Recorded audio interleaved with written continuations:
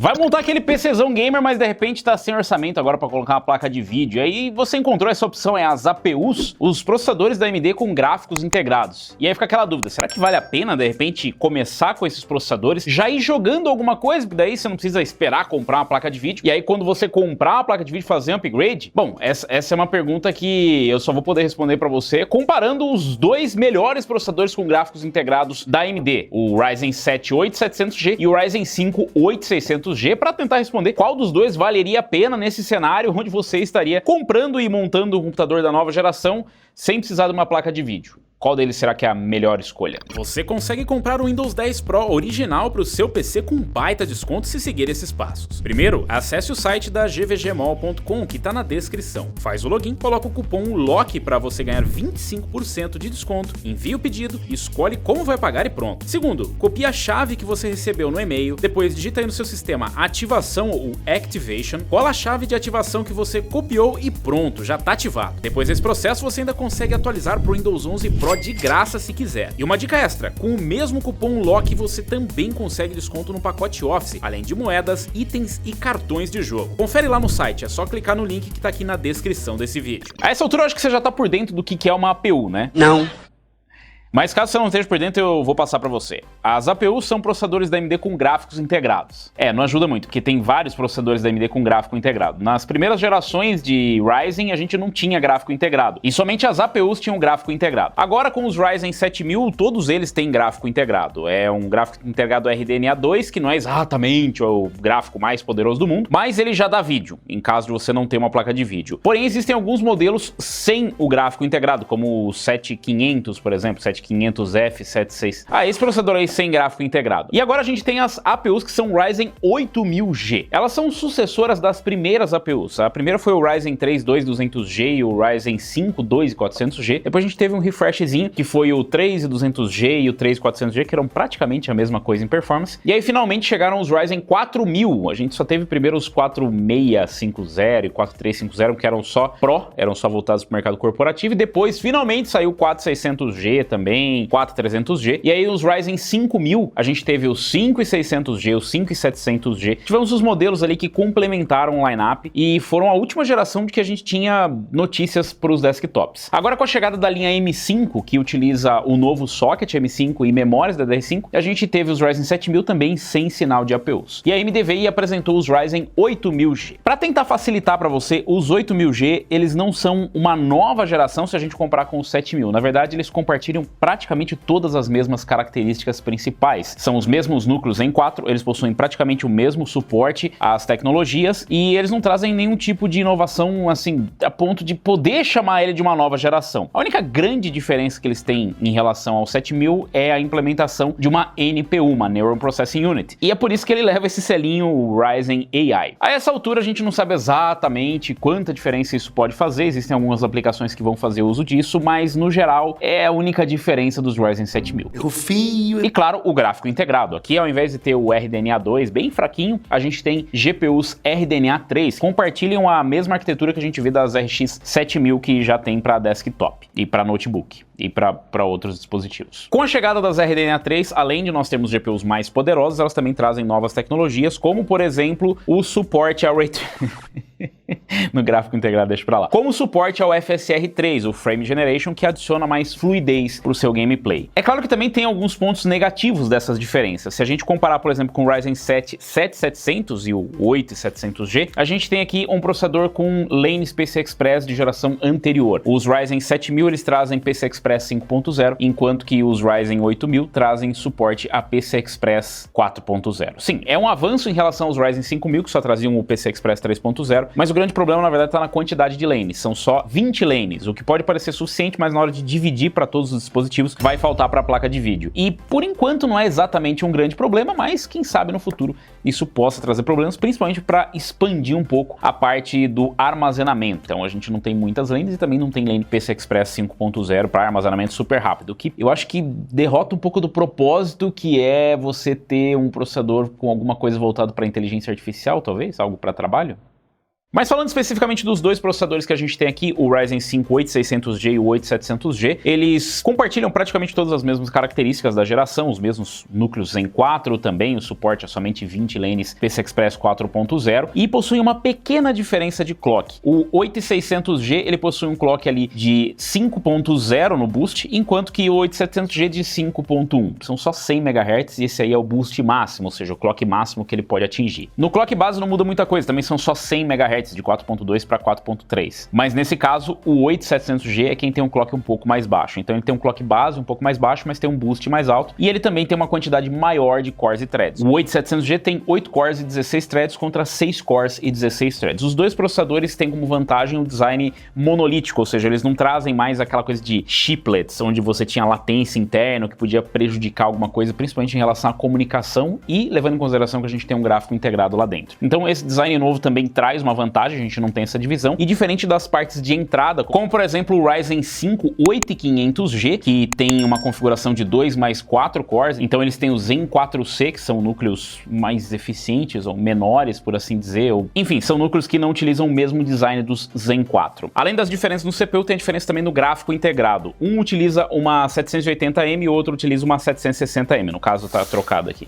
O Ryzen 7 8700G utiliza uma 780M que tem 12 Compute Units, enquanto que o 8600G utiliza uma 760M, que tem 8 Compute Units. O clock da GPU também não muda muita coisa, se a gente comparar o 8600 com o 8700G, são só 100 MHz, o 8700G tem um clock um pouco mais alto no gráfico integrado, e no restante das configurações fica na mesma, em relação a cache e tudo mais. Uma outra diferença importante é na embalagem. Aqui a gente tem um processador, você está vendo que é maior, o 8700G, não é porque o processador é maior não, porque ele traz um cooler box melhor. Aqui na caixa do 8600G a gente tem um Wraith Stealth, e aqui a gente tem o que parece um Wraith Stealth pela construção, mas tem as dimensões de um Wraith Spire. O TDP dos dois é o mesmo, mas é claro, a gente tem 8 cores e 16 threads aqui, os 100 MHz de clock não é uma grande diferença, mas de qualquer forma o TDP se mantém o mesmo. É o mesmo TDP que a gente já via na geração anterior e é o mesmo TDP, por exemplo, de um Ryzen 7 7700. Agora que você já está cansado de ouvir toda essa parte técnica, essa chatice toda, a gente vai partir para os testes. Mas antes dos testes eu preciso deixar mais uma informação muito clara para vocês. Processadores com gráfico integrado, para quem não sabe, compartilham a memória RAM do seu sistema. Ele não possui memória de vídeo integrado. Apesar dele possuir uma GPU integrada, ele não tem memória gráfica. E essa memória gráfica vai ser a sua memória RAM. É, exatamente. É o que acontece com praticamente todo o gráfico integrado, mas nesse caso ele vai ter mais performance e vai poder fazer um pouco de diferença. Para a nova geração, não é um grande problema a quantidade de memória, mas pode ser um problema o clock. E o clock influencia bastante, porque a quantidade de megatransfers, o clock da sua memória, também vai determinar ali a largura de banda, ou seja, quanta informação vai transitar entre o processador e a memória. É bom lembrar que você está compartilhando isso com o processador e os demais processos. Ficou estranho isso, não processador e os demais processos, mas é mais ou menos isso que vai acontecer, os processos serem processados no processador. Ah, agora eu entendi! Uma opção que existe é alocar ou pré-alocar uma quantidade de memória RAM para o seu sistema. Então, se você tem uma APU, você pode ir lá em uma configuração que pode estar fácil ou não de encontrar no seu sistema, e você pode alocar uma quantidade pré-determinada de memória RAM para ficar reservada para sua GPU, ou seja, para que as aplicações, os jogos que você for usar, eles tenham um pouco mais de memória já pré-alocada e não fiquem brigando com os demais, ele tem prioridade. O problema é que no momento que a gente fez os testes, isso ainda não está funcionando muito bem. Então a gente vai lá, marca essa opção na BIOS, mas ela não funciona direito. Então quer dizer que não é confiável? Não, na verdade só quer dizer que você não vai estar pré-alocando nada. Mas não se engane, mesmo que você não faça isso, nossa, eu não fiz isso no meu sistema, não esquenta a cabeça, porque na verdade, quando acabar essa memória pré-alocada, que no caso aqui acho que é 512 MB, ele vai compartilhar a memória RAM do seu sistema, que é a mesma memória que ele já está utilizando. É verdade. Para esses testes a gente utilizou a bancada M5 com uma B650E Aorus Master. Nós utilizamos ali um water cooler Aorus X360 Water Force para refrigerar os dois processadores. É claro que você tem um cooler box, mas a gente quis colocar na mesma condição. Para a memória nós utilizamos ali 32 GB de memória Kingston Fury Renegade 6.400 megatransfers por segundo. Essa memória ela tem um clock um pouco mais alto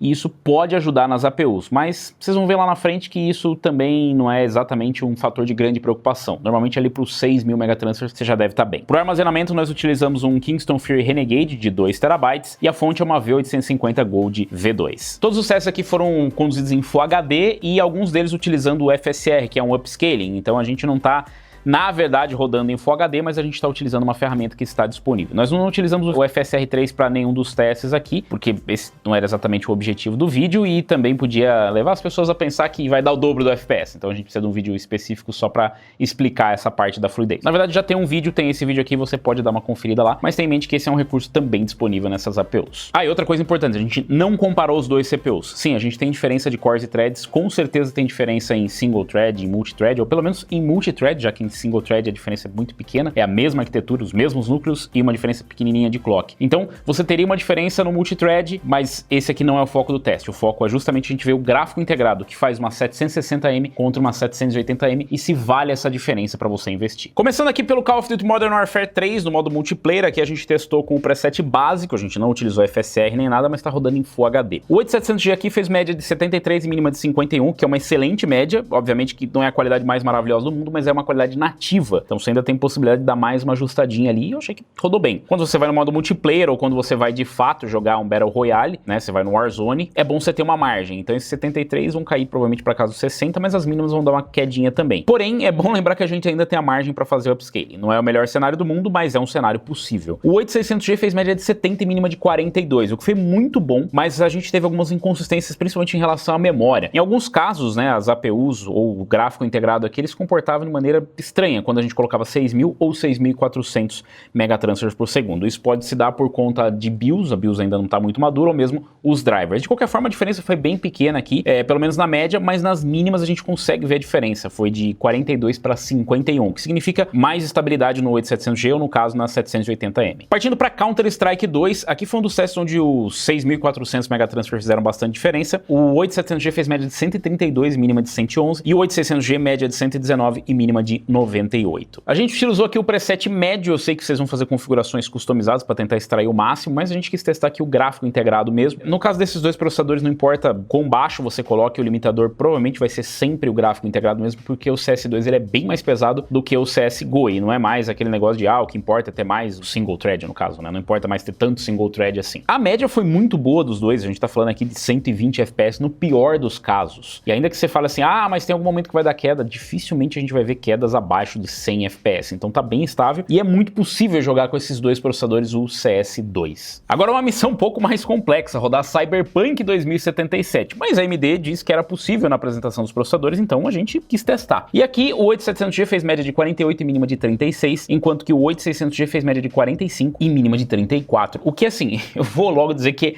é excelente. Nós estamos falando de gráfico integrado, galera. Óbvio, eu tô rodando com tudo no mínimo no FSR qualidade, o que significa que no nativo tá rodando ali a 720p. Mas é um Cyberpunk 2077. É um jogo AAA, pesadíssimo, e tá numa qualidade que dá pra jogar 48 FPS, 45 FPS, dá pra rodar muito bem. E nesse caso aqui, vocês viram que a performance ficou bem próxima, né, da 760 com a 780M. Em Forza Horizon 5, a gente rodou aqui em Full HD com o preset alto, então tem margem para essas APUs, a gente resolveu colocar ali no alto para ver como que ele ia se comportar, e a performance foi boa. O 8700G fez média de 51 e mínima de 42, enquanto que o 8600G fez média de 42 e mínima de 34. Tá no alto, tem margem para você mudar aqui, mas a gente consegue ver uma boa diferença aqui, né, de 42 para 51 FPS na média e de 42 na mínima para 34. Então, nos dois é possível jogar, mas definitivamente no 8700G você vai ter uma experiência melhor. E a gente botou os dois para quebrar o pau no Palworld. O 8700G fez média de 55 e mínima de 40, enquanto que o 8600G fez média de 42 e mínima de 30. Então, uma diferença bem maior aqui, né? A gente tem 13 FPS de diferença na média e 10 FPS na mínima. Ainda dá para você jogar nos dois processadores. Tá com tudo no mínimo, não tem muito mais o que melhorar, dá para você diminuir de repente a resolução, rodar em HD ou sei lá, em 900p e ter uma experiência um pouco melhor. Talvez no futuro eles adicionem o FSR e também na versão final pode ser que rode um pouco melhor ou não, que fique mais pesado. Essa não é a versão final do jogo, mas é possível rodar o Palworld aqui. Tudo no mínimo, mas é possível. Como o GTA já é meio que página virada, né? O GTA V roda em praticamente qualquer coisa, inclusive nas APUs da geração anterior. Nessa geração com certeza vai rodar, se é essa a sua dúvida, vai rodar bem. Nós fomos pro Red Dead Redemption 2, que é um caso um pouco mais complicado. Aqui a gente precisou fazer uma configuração customizada com muitas coisas no mínimo, algumas coisas que dava pra gente melhorar, mas é uma configuração para você rodar no mínimo que dá. O 8700G teve uma performance até que boa, fez média de 47 mínima de 33. O problema é que o 8600G fez média de 29 mínima de 18. A gente teve alguns problemas de estabilidade com memória,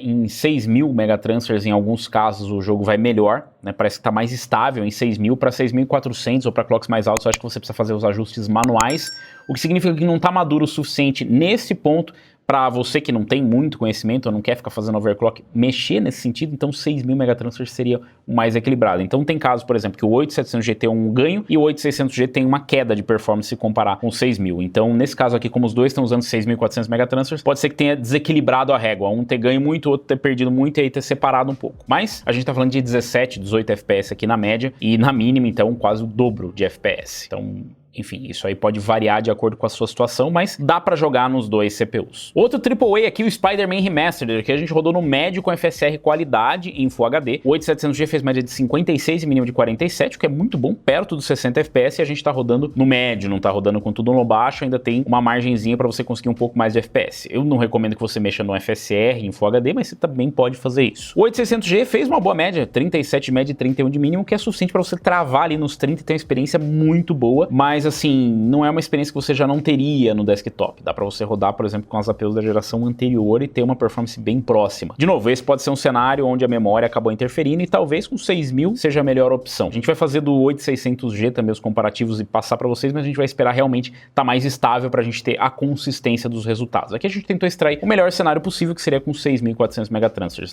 Nos clocks mais altos que a gente testou, a coisa fica ainda pior. Tem coisa que fica muito boa, mas tem coisa que fica muito ruim. E por último, o meme. A gente resolveu rodar Starfield e assim, ele roda, mas é isso aí que vocês estão vendo. Não sei se você vai querer jogar isso, mas a gente rodou aqui com tudo no baixo e o FSR qualidade. O 8700G fez média de 31 e mínima de 26, enquanto que o 8600G fez média de 28 e mínima de 23. Com isso, o resultado final de todos os testes aqui, com os 8 jogos que nós testamos, o 8700G fez média de 61 e mínima de 48 e o 8600G média de 52 e mínima de 39. Eu vou ser sincero que eu esperava uma diferença maior, né?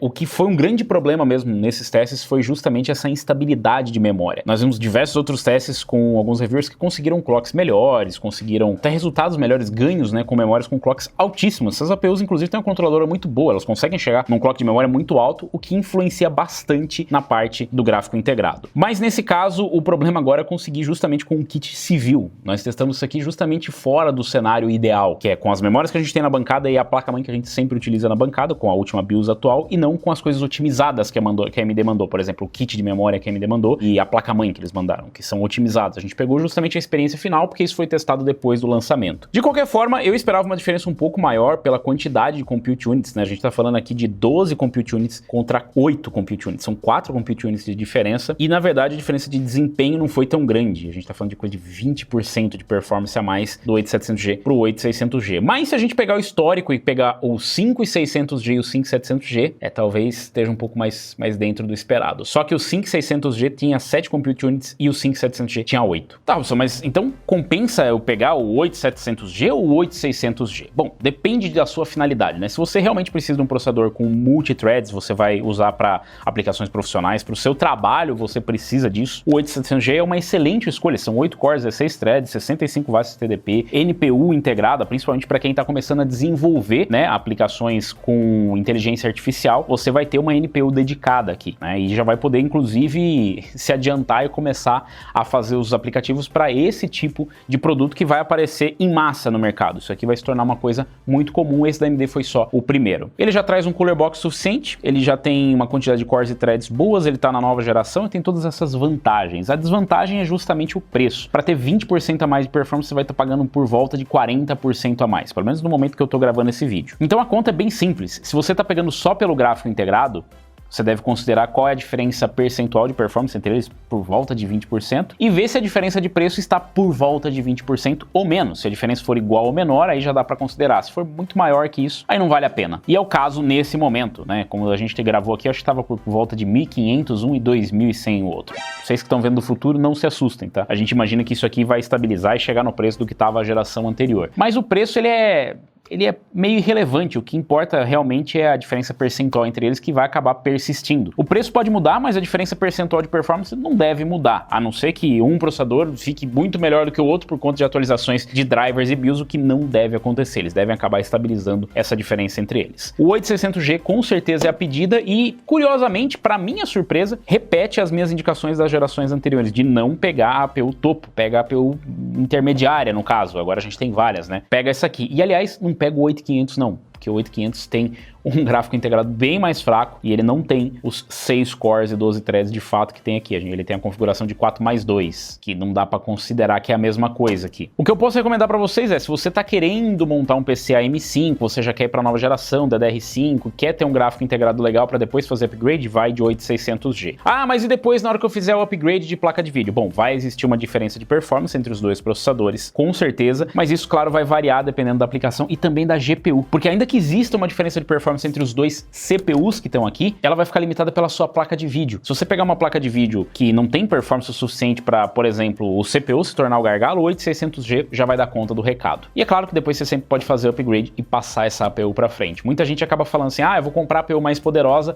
para depois fazer o upgrade de GPU e aí eu ficar tranquilo. Ficar tranquilo é relativo porque a melhor combinação de fato é você comprar um CPU e uma placa de vídeo dedicada. Se você comprar um 7700, por exemplo, e uma placa de vídeo baratinha, você talvez consiga uma configuração próxima do preço do que você vai pegar no 8700G, vai ter um processador muito mais poderoso, vai ter PCI Express 5.0, todas as lanes PCI e ainda vai ter a possibilidade de fazer um upgrade numa GPU mais poderosa no futuro e a diferença de performance vai ser grande, não é pequena. Mas vocês, o que vocês fariam? Vocês pegariam o 8600G, o 8700G? O que vocês acharam da diferença de performance? Vocês esperavam mais também ou vocês achavam que já ia ser isso aí mesmo? Deixa aí nos comentários, aproveita, deixa um like, se inscreve no canal e clica no sininho para receber as notificações de novos vídeos, onde a gente vai trazer mais comparativos aqui. Vocês querem ver o teste desses dois processadores com placa de vídeo dedicada? Deixa aí nos comentários. Eu vou ficando por aqui, valeu, falou e até a próxima.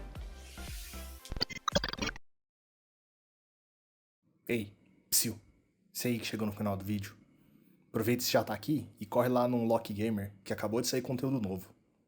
Fui!